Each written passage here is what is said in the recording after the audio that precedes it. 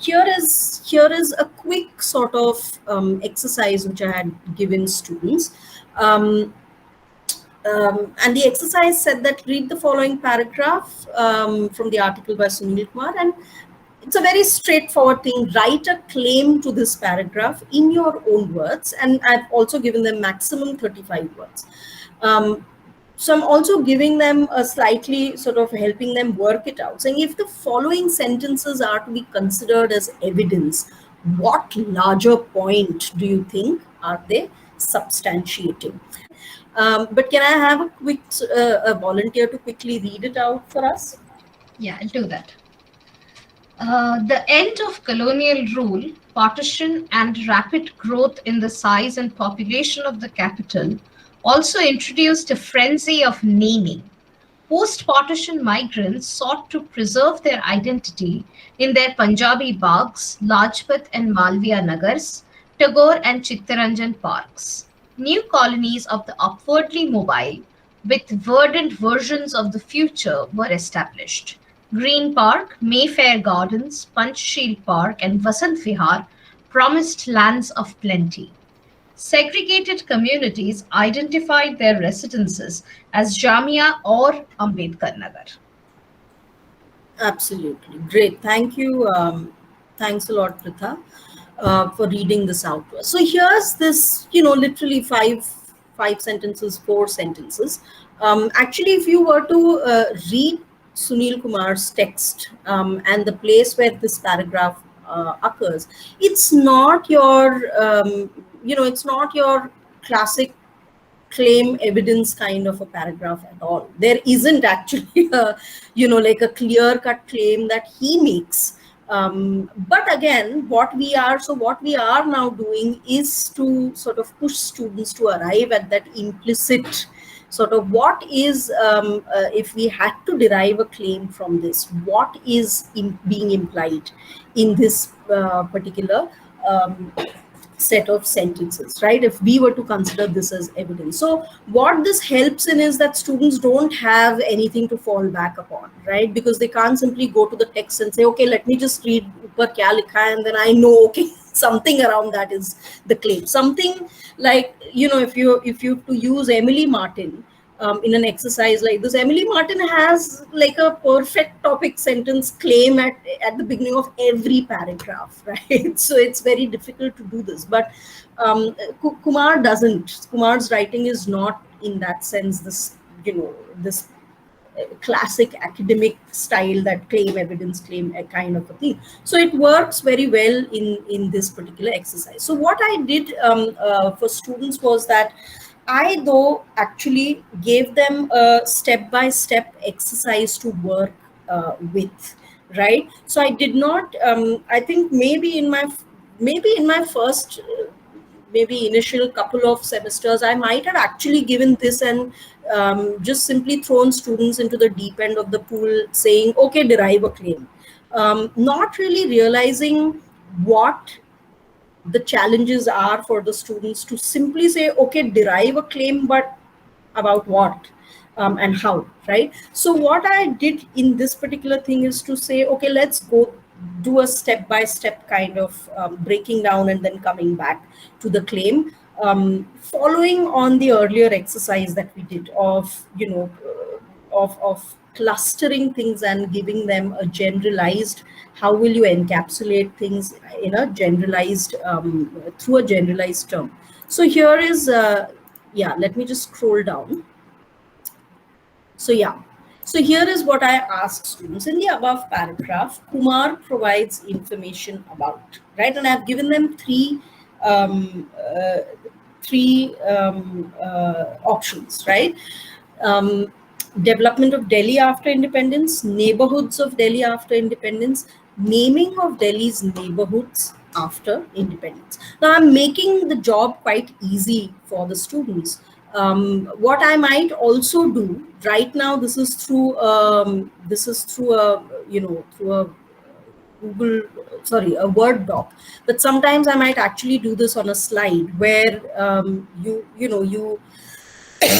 you don't provide all the answers together, right? But you ask students with each option, you say, okay, what works? Now, again, quickly indulge me. What is the correct answer here? C. See, Yeah. they're all correct. Well, I they're all mean, correct, but which is the most correct if I had to push it and say, yeah. And there Most is a reason specific. why they're all correct. C, See, C. yeah. C. Most specific also. Yeah, and that's precisely again the teaching moment, that they are all correct. Actually, they are all actually not incorrect. That provides Kumar does provide information at a broader level about development of Delhi after independence, neighborhoods, and then naming of Delhi's neighborhoods, right? But if we had to then yeah, arrive specifically at what it is, and so it's very useful to give those the options A and B, because left to themselves, sometimes I also do that. I simply will ask what information is Kumar providing. Left to themselves, many times students might all say A and B, right? Neighborhoods of Delhi after independence. But what we are doing through ABC is you're also showing the students this progression from very broad to very general to kind of specific, identifying really what this paragraph specifically is about. And hence I think those options have been engineered really to sort of also a little bit throw off students, but to show them that, look, this is also correct, but this is more correct, and why do you think this might be more accurate, right? What Pritha you said quite correctly, that it's more very specifically indicates So it's what that like a summary exercise as well, where it's a very general summary to a more accurate yeah, summary. yeah, absolutely, absolutely, to a more accurate summary which represents adequately. The next question that I ask students is, so who are the various actors involved in the act of naming? So again, to take their attention to the fact that this is not simply about neighborhoods, but there are others also involved. It's not just material spaces, but that there are communities involved in it, right? So this becomes an important sort of question to draw their attention to those actors, right? If we can quickly point towards the actors who are involved in this act of naming. post-partition migrants, Yes, post partition migrants are there. The upwardly mobile. Upwardly mobile. Okay. Segregated communities. Yes, segregated communities. Anyone else? Okay, so here are very clearly at least three actors, right? There were the post-partition migrants, there were upwardly mobile. Sometimes you might need to discuss upwardly mobile, and then there is segregated communities. Again, need to that would be also a great sentence to close read, right? Of when Kumar is saying segregated communities, who is really the author implying here, right? And I mean, drawing their attention to what the segregated communities are naming their specific residences or neighborhoods as, right? So again, this becomes an exercise where you are again going back to close reading. You are sort of dwelling on words and unpacking those words, but drawing their attention to things which, once, because we have said paragraph is about naming of neighborhoods, it's very easy for students to instantly forget the people involved, right? So you're drawing their attention back to communities involved, but also, and then working through the implications, close reading of who are these communities, etc. I then move ahead where I am now going to say, okay, now if we have to make a claim really, so there are a couple of two or three different, whatever, two or three prompts that you can use, where I say, okay, if this is the concrete information that Kumar provides us in this paragraph, how do we move from this concrete realm to the realm of the conceptual? Remember, we've already done that in those different slides, and I'm saying now we need to replicate something like that here. What generalized claim can be derived based upon particular examples of names, right, of various localities. Um, and the third question, what will this claim be about? And I think that that is what really is the most challenging bit for students and in the first instance, right? That, okay, what is the claim going to be about? Are you is the go and we'll just look at the options here. So what is an umbrella concept under which all these examples can be clustered, right? So will the claim be about cities in hold on. Yeah, yeah. Will the claim be about cities in post-independence India? Will the claim be about practices of naming in urban India after independence? Or will the claim be about identity of post-partition migrants in post-independence India? What? C. Sorry? C. I'll Yeah. say B. 100. Anyone else? C? D. That's it. I Yeah, think it's Samir? C. I'm saying B. Samir is saying B for Bombay. Pritha is saying C. C, yeah. And I Anyone also else? think it's not just post-partition migrants. We can also think about it connected to post-colonialism per se. With Okay. the All like, right. I'm just thinking of something in the lines of, the way it is reflecting community identity and aspiration Mm-hmm. Mm-hmm. in post-colonial India. Okay, all right. Let me just come back to this and add. So, Pritha, what is it that Yeah. you wanted to say? Post Post colonialism and post-colonialism, community identity and aspiration. So that was actually the reason I chose B instead, because C seemed too specific. But if you add all of these, then I'd go with C. C. right. So, Samir, you're saying that you chose B because the second one, sorry, C was very Too specific. specific when it was only talking about post-partition migrants, because that's Right. only one part of it. It was talking only about post-partition migrants. Okay. Polomi, you also said C. Can you tell us why? Yes. Well, the others are, it's not that they are not true, but Right. if we again think in terms of specificity, well, the third one is definitely the word identity is the one that I'm hooked on. Uh-huh. And it is post partition, so yes, it is. And the other terms that come in is aspirations and community feeling, all of that do Okay. kind of certainly come in. And now that Pritha has kind of refined this a little more, so there's more reason to just stick to C. I have a Okay. question. Hmm. Yeah. So the thing is, what will this claim be about? That is, what umbrella concept can these examples be clustered under? Are we considering cities and practices of naming as concepts? Because Well, if not, then yeah. only concept we've got here is of identity. So, yeah.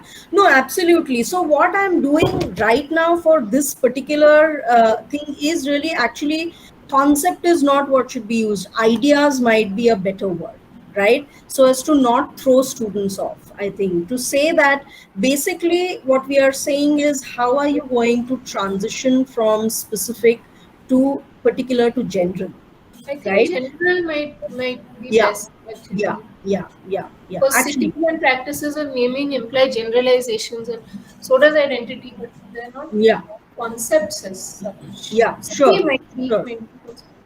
Or or an I would say an umbrella, yeah, idea Yeah, might be something that might, yeah, that yeah. might make more sense. Absolutely. So okay, so two of you thought C. Samir said B, right? And as you all said that, the claim can be about all three, but specifically if we were to look at what that paragraph is saying, then C makes seems to make more sense. Now here, Pritha, you added post-colonialism, reflecting community identity, aspiration, community feeling. But if you were to simply choose between the three without doing your own additions, and why I'm saying this is because students, remember, they are this is the first time they are doing this exercise, and they are kind of lost as to, okay, what is, they are, many times they don't add things, but they are only choosing things. If you were to only choose it, which one would you choose? C, definitely C. C again. Okay. Now, others? C seems to be the most, both most specific, but also specific around a certain general idea. So while B, I think Samir is right that practices of naming is like an umbrella term, and there are more details when we say practices of naming was based on identity is a little bit more specific. But even being specific, I think it's general enough, generalized enough as an idea. Yeah. If I may add something, Identity is the Madhura. basis for Yeah. that. Identity is the basis for wanting to name something. Yeah. Communal Okay. So identity. Pritha has raised her hand, and so has Arya. So Pritha, and Let's then hear from Arya. Let's hear Yeah. from Yeah. Arya first. No, I wanted to say that B sounds like the actually the evidence which is being made for the claim, which is C. Because the practices of naming are there in the paragraph, that is the evidence, and it's being used to explain how people constructed their identities by naming cities in specific ways. okay. All right. So you're saying that B actually might qualify as evidence. Not the statement itself, but the paragraph can be sort of under the subhead of practices of naming in urban India. Okay. Okay. Though I guess, I mean, and are you saying that because this phrase appears in the paragraph above? No, so I wasn't matching exact phrases, but it's simply because the paragraph can be summarized as statement B. Yeah. So the paragraph can be, yeah. So what you're saying is that in a way, all these specific instances, going back to that exercise that we did on slides, right? If these were all specific instances, then B, you're saying, could be that generalized term of what it is doing, right? As you said, the summary. Yes. Yeah, absolutely. Yeah, you're correct there. Absolutely. Samir and then Pritha. Yeah, so I mean, just adding what I want to say is the reason particularly I went with B was because C is focusing on post-partition migrants, but that is only one of the three groups of people that Kumar is talking about in that paragraph. So I'd be saying that although that is more specific, I think it's specific to the extent that there are things in the paragraph that then get eliminated as a result of that, which is why then I went with B, which I agree is still a little too broad because the practice itself is not the focus.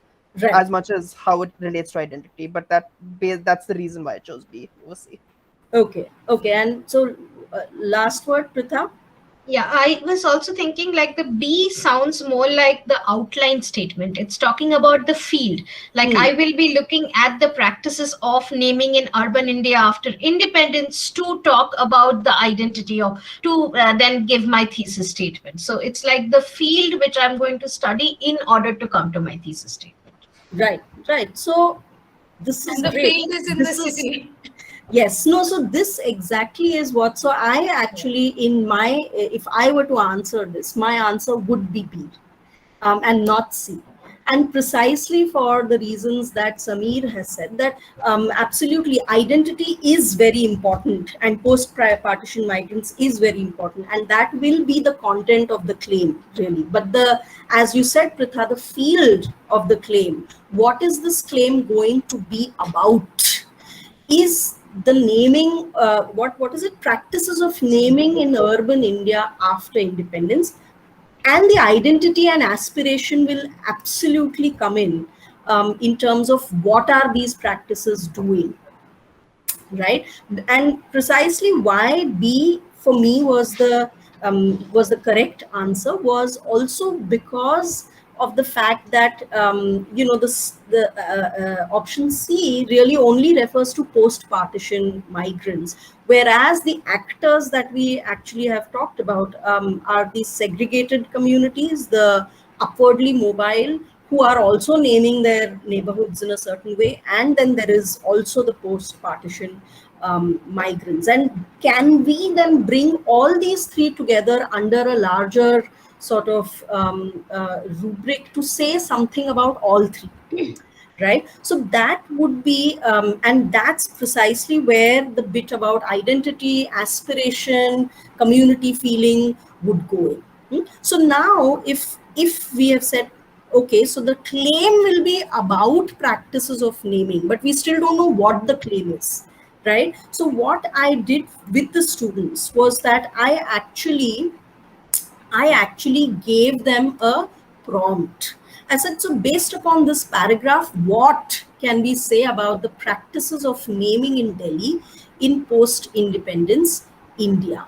Right? And this is the time when I actually gave them a prompt. This was literally the first time they were writing a claim. So this is really that swimming tire that they are being given, because you don't want them to sink entirely. And so here is actually, I gave them a prompt which said, naming city neighborhoods in post-independence India was a crucial way of, or practices of naming cities, neighborhoods in post-independence India demonstrates how, or that, right? And then students had to write what they were. So if I had to now ask you all to complete either of these prompts, what would some of your responses be?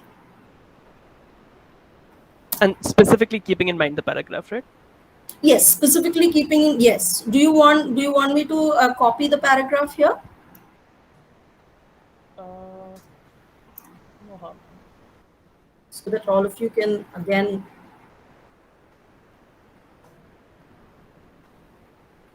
Yeah. Sorry.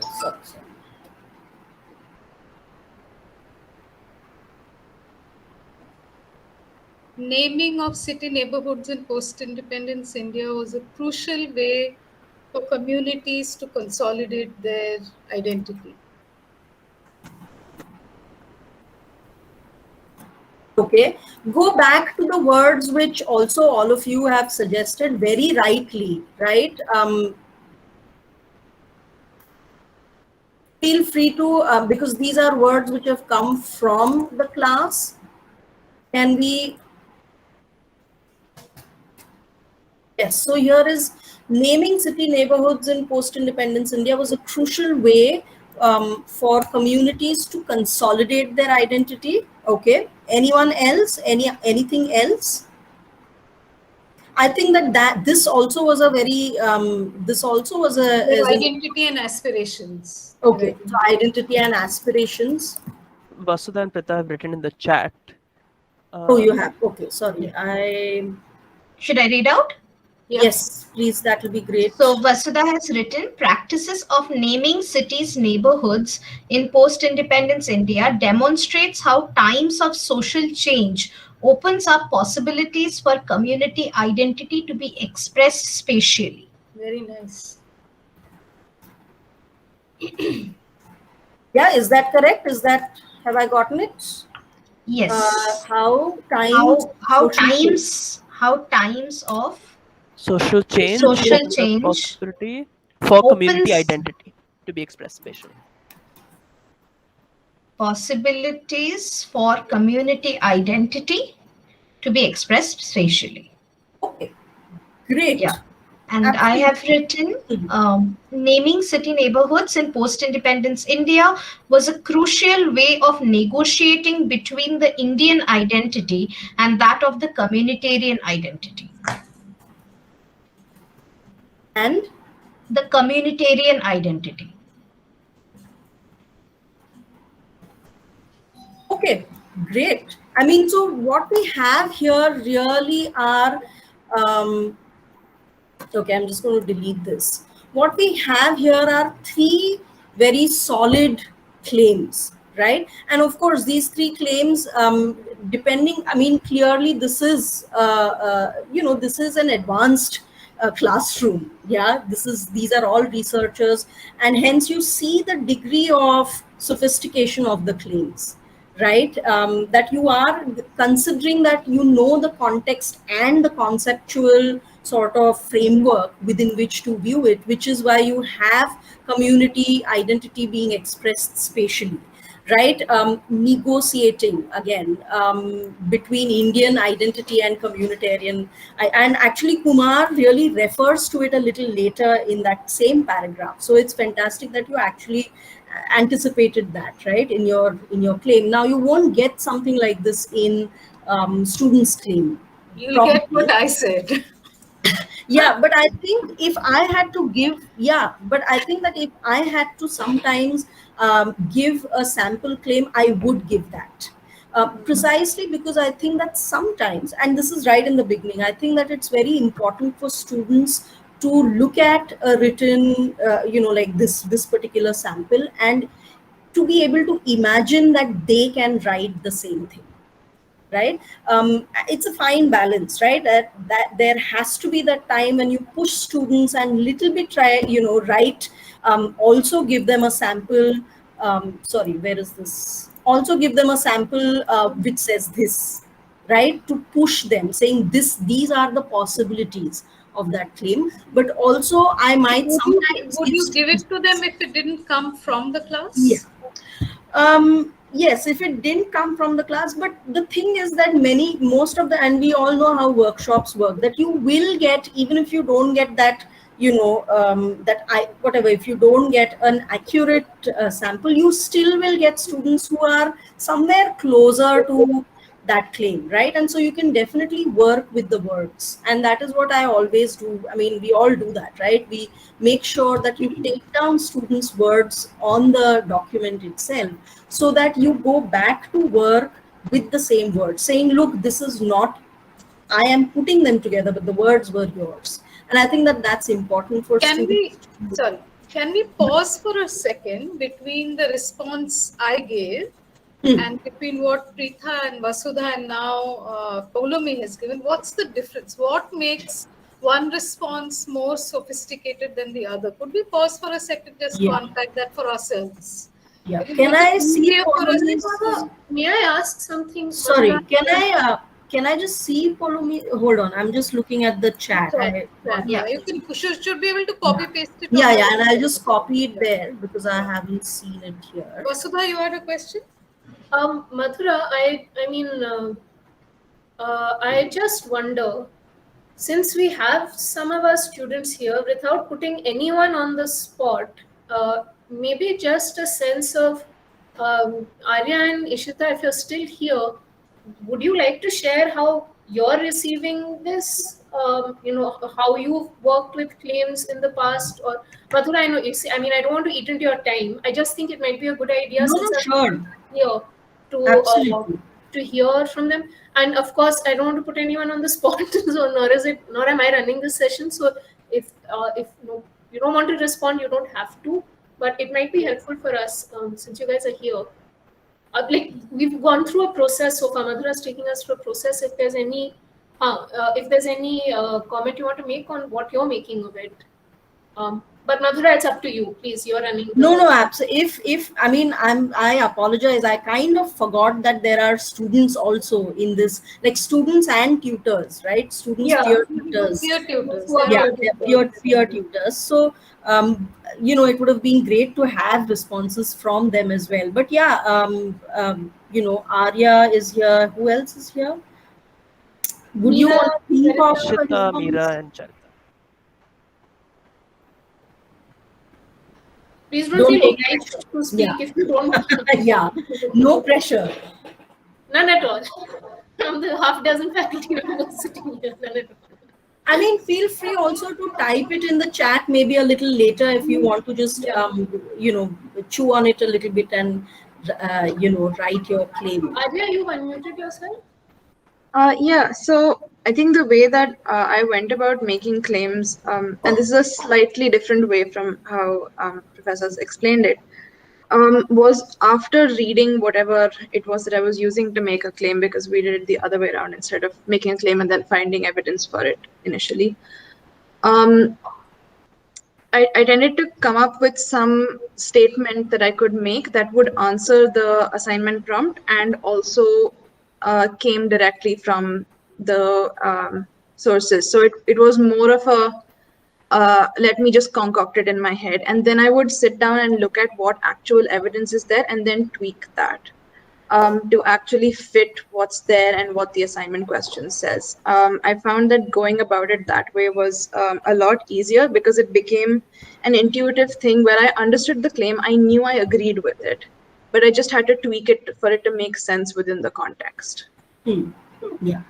So yeah, absolutely, Arya. What you are also saying is, so the world of you know our academic writing is really a constant interplay between moving from claim to evidence at times and between moving from evidence to claim at times. It's a constant interplay of that, right? So there are times, when you write a longer research question, for instance, that is exactly what we do. That there are times when we derive our sort of larger argument from the existing evidence, so we derive a claim. But to begin with, also we have read several other research work around a particular thing to be able to make a claim to begin with, and then also find evidence for it. So there is this constant interplay in as you start writing more advanced level of arguments. This is exactly what you will also find, right? That you are continuously sort of moving back and forth towards, sometimes you move from evidence to claim, and at times you also move from claim to evidence. So in sort of classic conventional journal articles that we are all used to, again, here I'm referring to Emily Martin, right? That very straightforward claim evidence. Though remember that Emily Martin arrives at that claim based upon all the evidence that she has looked at, and then is where that evidence, the claim comes from. And many times, and I remember discussing this with Ananya in our SNU Padhai Likhai, right? That several times in student drafts you see that. So Arya, when you are looking at your peers' drafts as well, that you sort of you're looking for the topic sentence, and many times the topic sentence will actually be at the bottom of the paragraph because the student has worked it out, right, with the help of the evidence. And many times all you need is to say this sentence goes at the beginning. I mean, that is what had happened, that is what used to happen often, because students have worked it out actually and have arrived at a claim, or have arrived at sort of an argument, right? Which then, if they are following that classic sort of format, then all it needs is for the claim to go on top. So again, I don't know if you're following that format now, but that's something that, which is why, again, to go back to the words arriving at a claim or deriving a claim, right? Right. That's definitely something I've experienced where I've sort of gone through all the arguments and then come to the actual claim at the end and then reshuffled it. Yeah. Okay.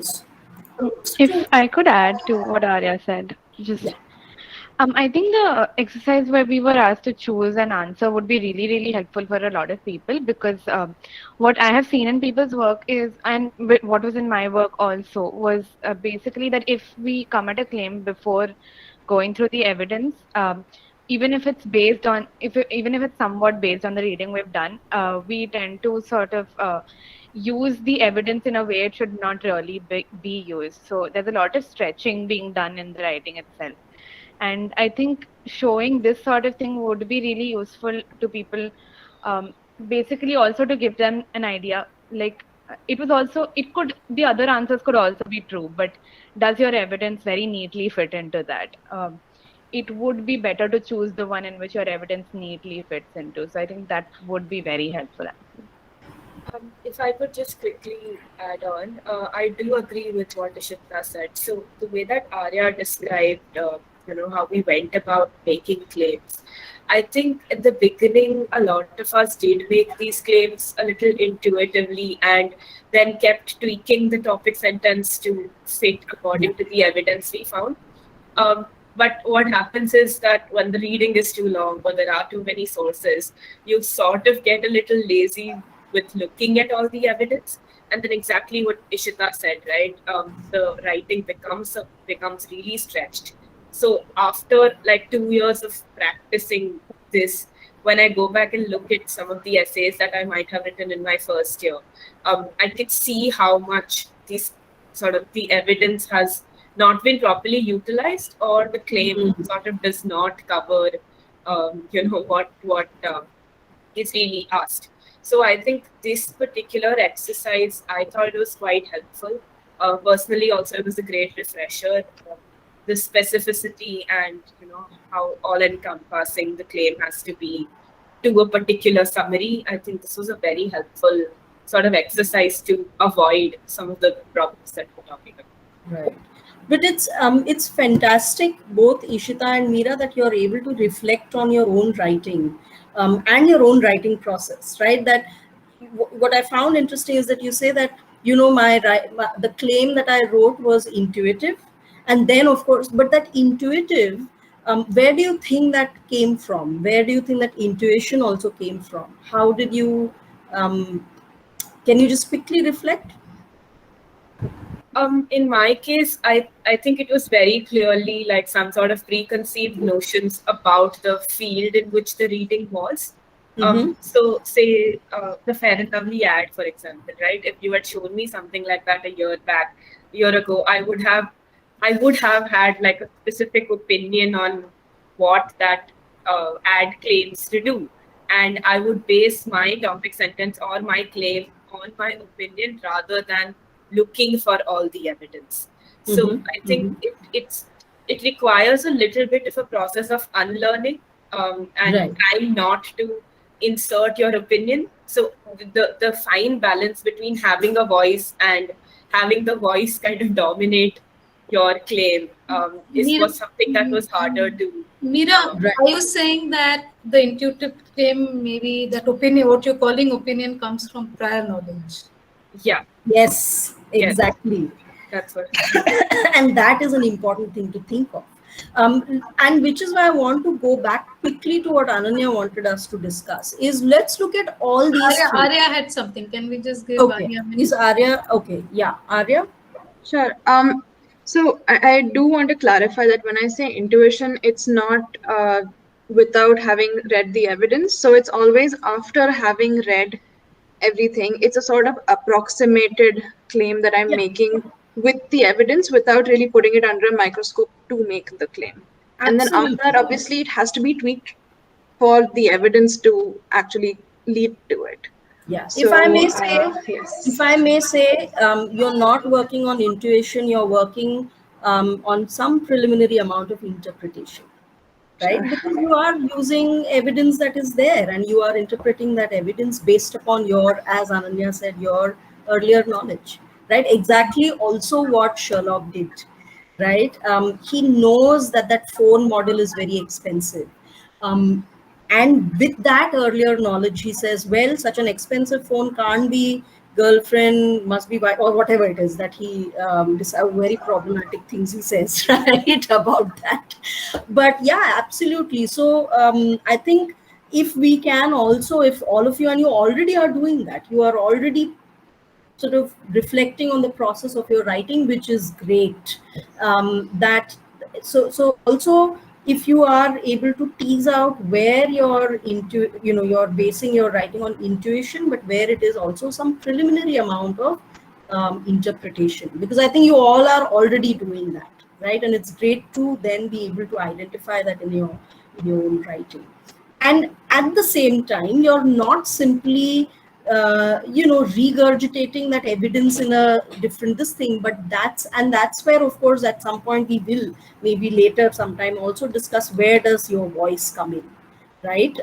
So where does our voice really feature in all these, and that's precisely again where I want to go to these four different claims, right? That all four of you have written.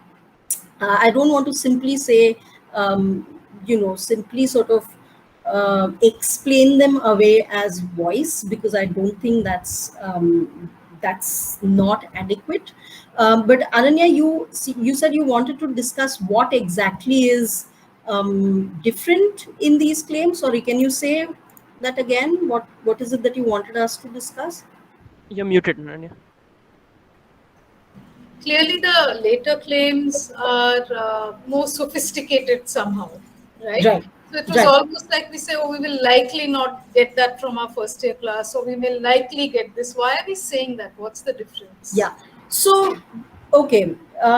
Anyone who wants to take, I mean, the writers of this claim itself, and I mean, some of these things, the seeds of this also lie in our the conversation that we had right now, right? The knowledge of the context, which also includes theoretical frameworks, right? Of looking at a particular, I mean, none of you have read Sunil Kumar, and yet you are coming up with this, right? Very clearly, it is really, these are advanced research scholars.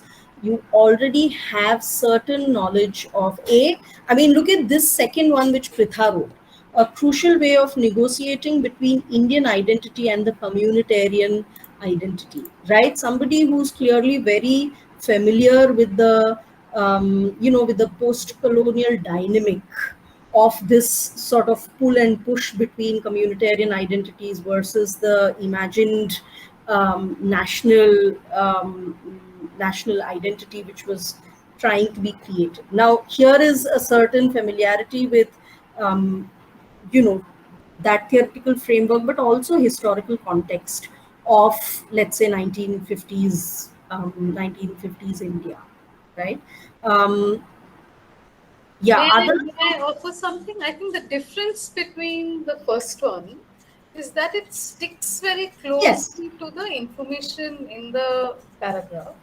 Absolutely. Right? And the others, they do draw from information in the paragraph, but are able to also bring in knowledge, that more expansive knowledge that you might have from reading other things and knowing that there's a difference between Indian identity and communitarian identity, especially post-partition, or this language, for example, social change, that, to even to know to term this as social change. Absolutely. Social change is a very, it's a very common concept in, the social sciences and sociology. I mean, that's a topic, right? So if you have taken those classes, then you know to apply that here. If you haven't yet and it's not a part of your vocabulary, I think the vocabulary gives away other things that that may be connected back to this. I mean, belongingness, owning space, right? Absolutely. And so the reason why also, if I had to give a sample to students, I would initially in the beginning go in with a sample, something akin to the first sample. Also because a first year student might not necessarily actually be familiar with these frames, the theoretical frames that the other three claims assume, right?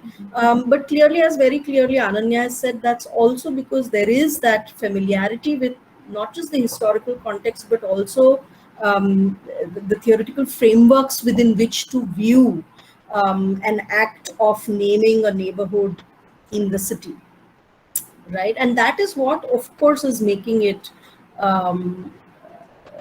that is what makes it more sophisticated, right? Sorry, if I no, I can add later if that. No, go ahead, Samir. I was also thinking that in terms of the way the prompts were framed, just one thing that struck me immediately was the difference in tense, and the way that kind of like instinctively the kind of response I had is, okay, the first is was a crucial way, and so that feels kind of historical in the sense that a recording of what happened, which feels a little straightforward. Whereas when in the second one it says times of social demonstrates, right? Demonstrates how it felt like, again, just instinctively, because it doesn't have to be that. It has to be something that applies even today as a generalized pattern, which then makes it somewhat more conceptual. Absolutely. And that is I mean, I'm glad you picked up on that, because if students were to write that, and it is, again, these are also like moments where you hope that, somebody does, you do get these samples where then you can have, again, a teaching moment where you can do that kind of a difference. Now, I had also given students the option of not sticking to these prompts, right? To simply say, okay, you write your own claim. Now that we have all worked through this, you don't need to stick to this prompt. And there have been students who haven't stuck to those prompts. I mean, I had another sort of detailed exercise which I can just simply share with all of you later, because we don't have that time. But that is literally, again, another step by step where you also did close reading, and like they had to write out the close reading of 2 or 3 sentences, and then from that derive a claim from the implications of those sentences, right? Where again, I gave them a prompt, but a couple of students actually didn't need the prompt, right? And again, this is really a first sort of beginning of it, where you're easing students into it. Eventually, you of course sort of take away, as I said, take away the swimming tire, right? And say, okay, here you go, here's the deep end of the pool. And sort of, you jump into it, because there's no longer going to be a swimming tire. Students, of course, you will see again these differing degrees of generalization that students are able to arrive at, depending upon, where they are in their process of writing. And that itself becomes, again, a wonderful teaching moment during the workshop. If students are doing this in class, which I have students do it in class itself. So that itself, and I mean, then it can open up to several things of, again, the question of voice, the question of context, and, prior knowledge. It opens up the discussion to very many things, which hopefully might consolidate some earlier discussions we've already had in the classroom, about not just about close reading, but about these questions of prior knowledge, interpretation, voice, and so on and so forth. So I'm going to actually stop here.